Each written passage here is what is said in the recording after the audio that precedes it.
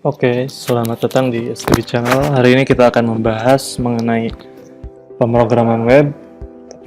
Tapi sebelum lanjut ke bagian yang sangat kompleks dari sebuah pemrograman web, kita akan mempelajari terlebih dahulu mengenai dasar-dasar HTML dan CSS, yaitu sebagai basic dari pemrograman web itu sendiri.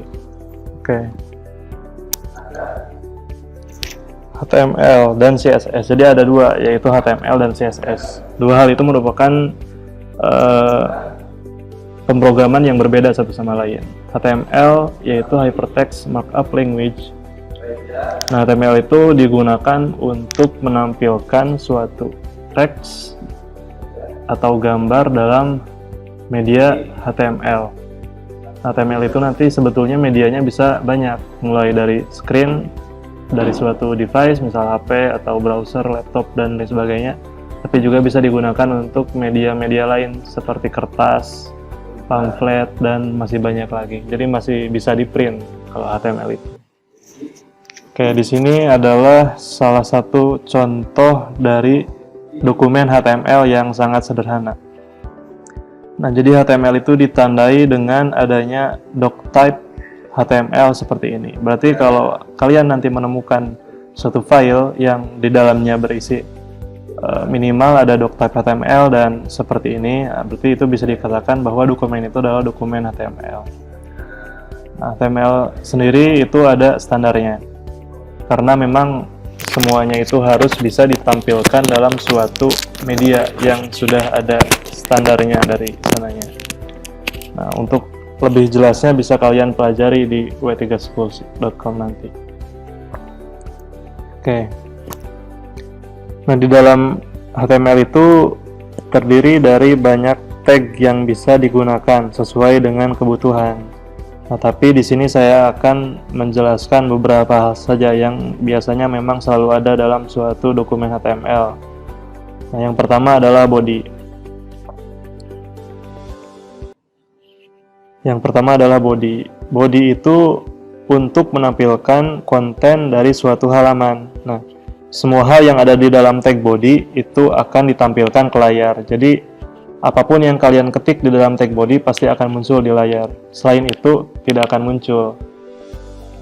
Terus selanjutnya adalah div, yaitu untuk menampilkan elemen yang nantinya akan berurutan secara vertikal.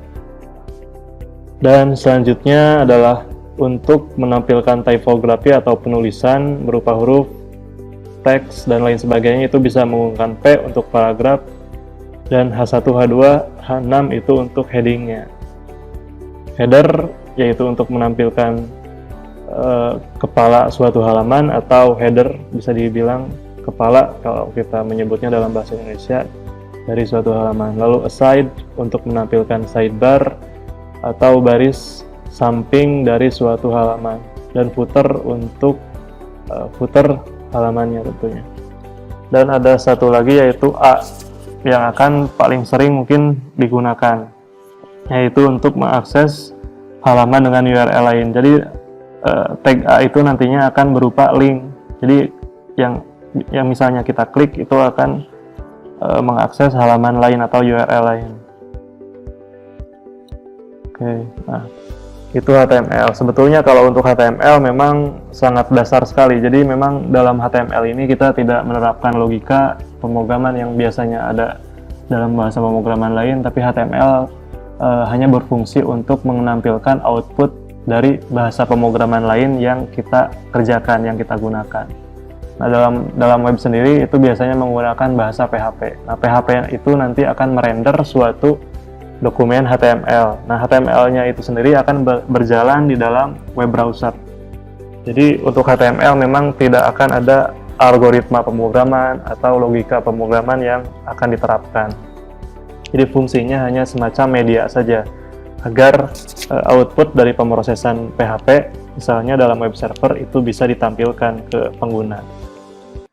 Oke, yang selanjutnya adalah untuk melengkapi HTML.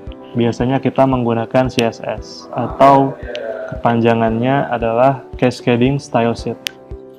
Nah, kenapa disebut Style Sheet? Karena memang HTML itu adalah pelengkap dari suatu CSS itu adalah pelengkap dari suatu dokumen HTML. Jadi kalau bisa dibilang you are the CSS to my HTML code, ya artinya kalau ada suatu dokumen HTML tanpa CSS dia tidak akan cantik gitu. Dia tidak akan terlihat sempurna jika suatu dokumen HTML tidak memiliki dokumen yang bernama CSS ini. Jadi tampilannya mungkin bisa acak-acakan dan lain sebagainya. Makanya ada semacam anekdot yang bilang bahwa you are the CSS to my HTML code, itu memang seperti itu gitu ya. Jadi pasti semua dokumen HTML yang kalian temukan di dalam web pasti minimal akan memiliki beberapa baris kode CSS. Oke.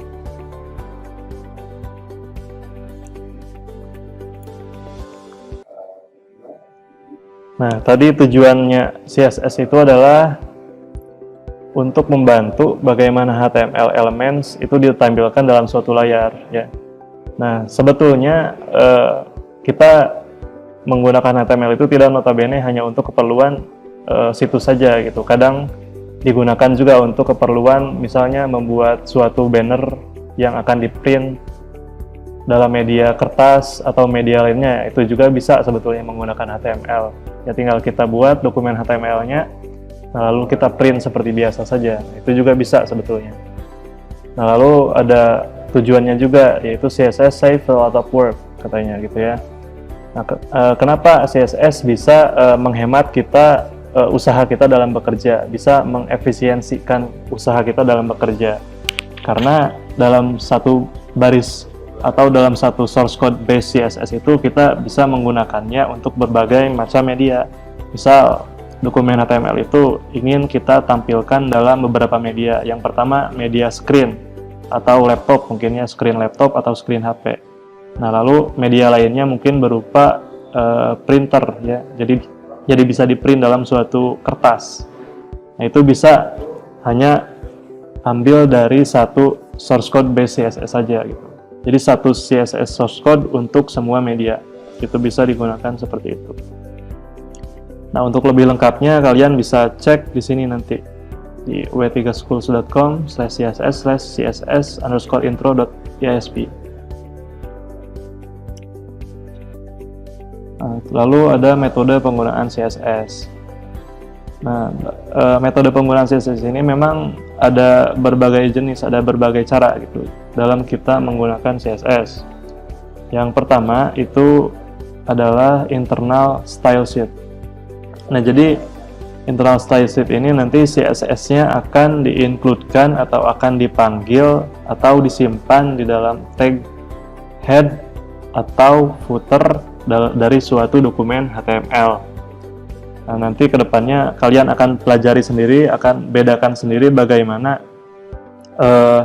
cara menyimpan di dalam head dan bagaimana cara menyimpan di dalam footer, dan mungkin perbedaannya akan terlihat gitu. Itu yang kedua adalah inline CSS. Nah, inline CSS ini memang ada cara seperti ini, tapi cara seperti ini memang tidak direkomendasikan karena nanti akan berefek pada berbagai macam media. Misal di sini saya contohkan adalah inline CSS itu kita menuliskan CSS dalam tag HTML-nya. Jadi bersatu dalam tag HTML. Nah, misal di sini font size-nya 42px. 42px itu adalah lumayan besar jika kita menggunakannya di dalam HP misalnya. Kita buka web browser-nya menggunakan HP, HTML-nya ada tulisan font size-nya 42px di dalam tag HTML-nya itu. Nah, maka dia akan tetap 42px meskipun di HP, yang notabene layarnya pasti akan lebih kecil daripada layar laptop. Nah, itu memang cara seperti itu memang tidak direkomendasikan, tapi pasti ada cara inline CSS seperti ini. Nah, lalu yang terakhir adalah external style sheet. Ini ditulis dalam file terpisah dari dokumen HTML dan dituliskan dengan ekstensinya itu adalah .css. Nah, ini adalah cara yang paling umum digunakan karena memang dalam development-nya juga, dalam kegiatan codingnya juga, cara seperti ini akan lebih membuat kita mudah dalam membuat kode CSS-nya karena terpisah dari kode HTML. Jadi tidak berantakan, source code-nya tidak acak-acakan. Oke, jadi cara yang terakhir, external style sheet adalah cara yang sangat direkomendasikan oleh pemula juga. Karena memang mudah memanagenya, mengatur source code-nya nanti. Oke. Yang ini adalah contoh penggunaan CSS pada suatu dokumen HTML. Nah, yang warna biru adalah cara atau metode dengan external style sheet. Jadi yang warna biru ini kita memanggil file CSS yang berada di luar dokumen itu sendiri. Nama file CSS-nya itu kebetulan misalnya bernama style.css. Maka kita melakukan pemanggilannya dengan cara penulisan yang kodenya saya kasih warna biru seperti ini. Nah, lalu adalah selanjutnya dengan metode internal style sheet atau internal CSS. Nah, itu kita membedakan dengan dokumen HTML dengan menggunakan tag style. Jadi segala apapun yang ada di dalam tag style ini itu akan dirender sebagai kode CSS. Itu saya ketikkan dengan menggunakan warna ungu. Nah, selanjutnya adalah inline CSS. Kalian bisa lihat saya menggunakan inline CSS, warnanya merah. Nah, di sini inline CSS memang tidak direkomendasikan ya, karena membuat kode HTML-nya itu terlihat acak-acakan gitu ya. Jadi ada CSS yang seharusnya memang cukup ditambahkan dalam cara yang internal atau eksternal ya, daripada kita menuliskan CSS inline dalam tag HTML seperti ini ya. Ini memang masih sederhana, tapi akan sangat rumit apabila semua kode CSS kita tuliskan dalam metode inline seperti ini. Bisa kalian bayangkan ya. Oke. Nah, cara penulisan CSS itu sendiri ada aturannya. Nah, kita bisa memperhatikan dulu di dalam dokumen HTML-nya. Jadi dalam dokumen HTML itu ada class dan ID.